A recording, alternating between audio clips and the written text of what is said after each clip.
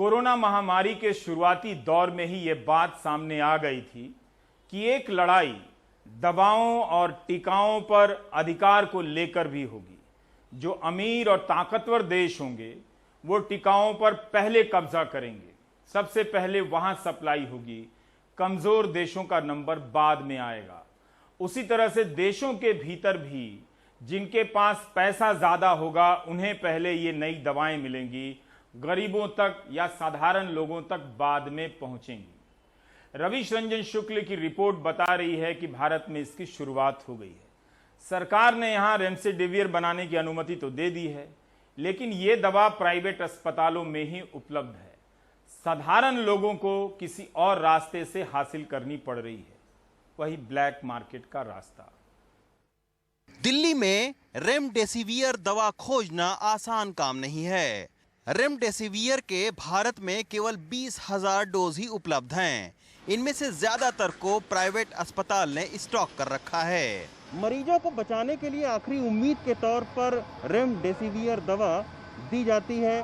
दिल्ली के बड़े प्राइवेट अस्पतालों के पास तो इस दवा का स्टॉक है, लेकिन ज्यादातर सरकारी हॉस्पिटल के पास ये दवा नहीं है।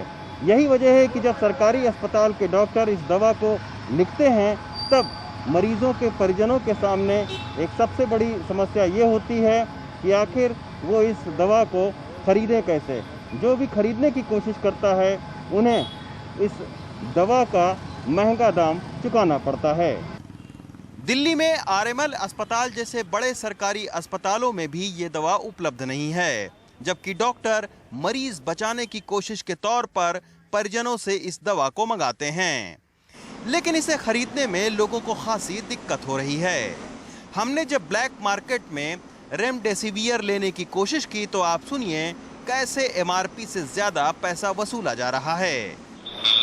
हेलो, अच्छा भैया, आप जो है आप मेडिकल स्टोर से बोल रहे हैं ना? ये रेमडेसिविर चाहिए हमें दवा जी।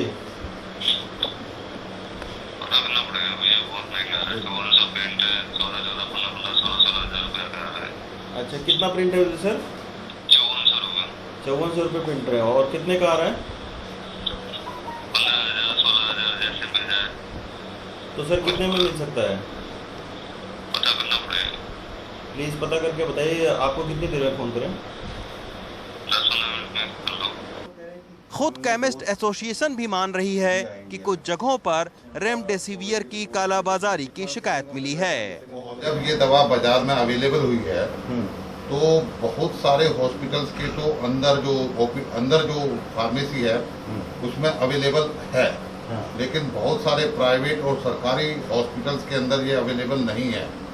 क्यों? क्योंकि वो इसको प्रोक्योर नहीं कर पा रहे हैं कंपनियों के द्वारा, और प्रोक्योर नहीं कर पा रहे हैं तो कोविड पेशेंट के लिए और उसके अटेंडेंट के लिए सबसे बड़ी भारी दिक्कत का सामना करना पड़ रहा है।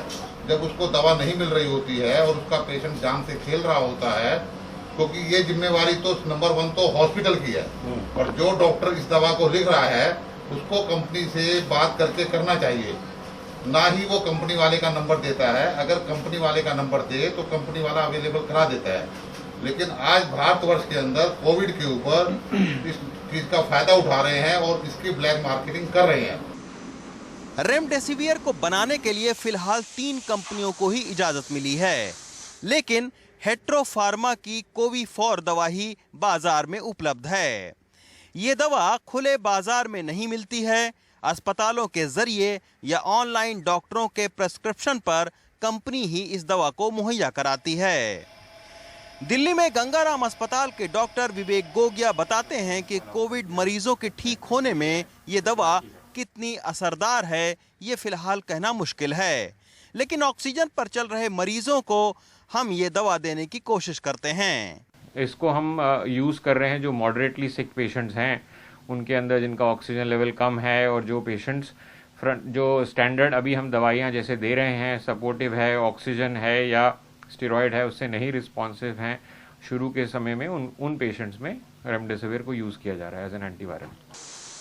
जानकार बताते हैं कि इस दवा के ज्यादातर स्टॉक को अमेरिका ने खरीद लिया था, लेकिन 21 जून को भारत सरकार की मंजूरी के बावजूद जब दिल्ली के बड़े सरकारी अस्पतालों में ये दवा उपलब्ध नहीं है तो दूर दराज शहरों के हालात को समझा जा सकता है। नई दिल्ली से सुशील राठी के साथ रवीश रंजन शुक्ला, एनडीटीवी इंडिया।